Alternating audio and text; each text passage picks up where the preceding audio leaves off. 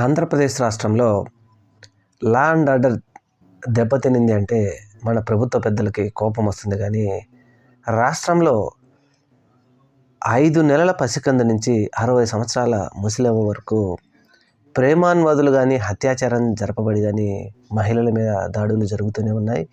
ఎంతోమంది ఆత్మహత్యలు చేసుకొని చనిపోతున్నారు, అత్యాచారం చేసి చంపేస్తున్నారు. ఇలాంటి సంఘటనలు జరుగుతూనే ఉన్నాయి. నంద్యాలలో మచ్చుమర్రి బాలికను అత్యాచారం చేసి చంపి పడేస్తే ఆ బాలిక మృతదేహం కూడా ఇప్పటికే దొరకలేదు. బహిర్భూమికి వెళ్ళిన బాలికను కిడ్నాప్ చేసి అత్యాచారం చేసి చంపేస్తే ఇప్పటికీ అతిగతి లేదు. బద్వేల్లో రేప్ జరిగితే అతిగతి లేదు. విశాఖపట్నంలో లా విద్యార్థులను అత్యాచారం చేస్తే ఇది కానీ కనీసం హిందూపురంలో అత్తాకోడలను అత్యాచారం చేసేస్తే ఇలాంటి ఘటనలు చెప్పుకుంటూ పోతే కోకొల్లలుగా మన రాష్ట్రంలో జరుగుతూనే ఉన్నాయి.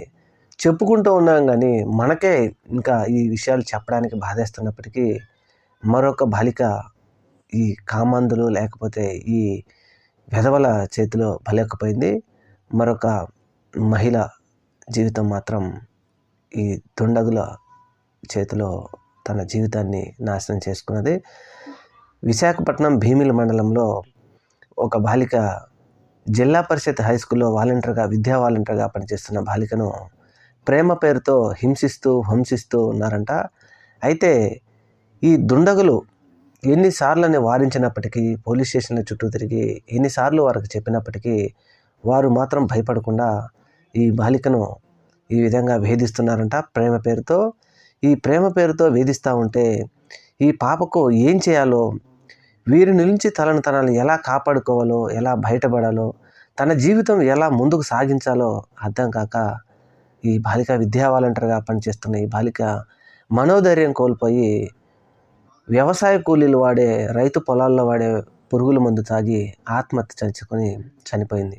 మరొక బాలిక జీవితం నాశనం చేసేశారు ఈ వెధవలు. ఎందుకంటే ప్రేమ పేరుతో ఎంతోమంది బాలికల జీవితం నాశనం చేస్తున్న ఈ వెధవలకి మన ప్రభుత్వం మాత్రం కఠినమైన చర్యలు తీసుకోవడం లేదని మనం ఘంటాపథంగా చెప్పచ్చు. ఎందుకంటే రాష్ట్రంలో ఇచ్చాపురం నుంచి అనంతపురం వరకు ఎన్ని ఘటనలు జరుగుతూ ఉన్నాయో ప్రభుత్వం మాత్రం ఇప్పటికీ వీటికి ఇలాంటి ఘటనలు జరిగిన చోట వారిని శిక్షిస్తామని చెప్తానే ఉన్నారు. కానీ కఠినమైన చర్యలు తీసుకొని ఇలాంటి చర్యలు మరొకటి జరగకుండా ఉండటానికి మాత్రం ప్రభుత్వం ఖచ్చితంగా పని చేయడం లేదని చెప్పాలి. ఎందుకని మాట అనాల్సి వస్తుందంటే, నంద్యాల దగ్గర మచ్చుమర్రి బాలికను అత్యాచారం చేసి చంపేసి నదిలో పడేస్తే ఆ బాలిక మృతదేహం కూడా ఇంకా కనుగొనలేదు. ఇలాంటి ఘటనలు కోకొల్లలు జరిగినాయి.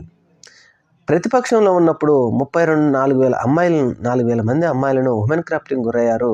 జగన్మోహన్ రెడ్డి ప్రభుత్వంలో వాలంటీర్లు హ్యూమన్ క్రాఫ్టింగ్ గురయ్యారు.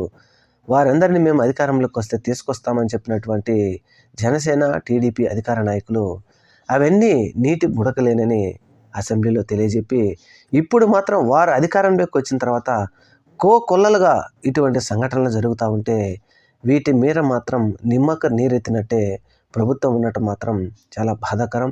ఏది ఏమైనప్పటికీ ఈ ప్రేమాన్వాదుల చేతిలో మరొక బాలిక జీవితం నాశనమైపోయింది. ప్రభుత్వం ఎప్పటికైనా ఇలాంటి సంఘటనలు జరగకుండా చేసే ప్రయత్నం చేస్తుందో లేదో చూడాలి. Thank you. నమస్కారం. మన ఛానల్ని తప్పకుండా సబ్స్క్రైబ్ చేయండి.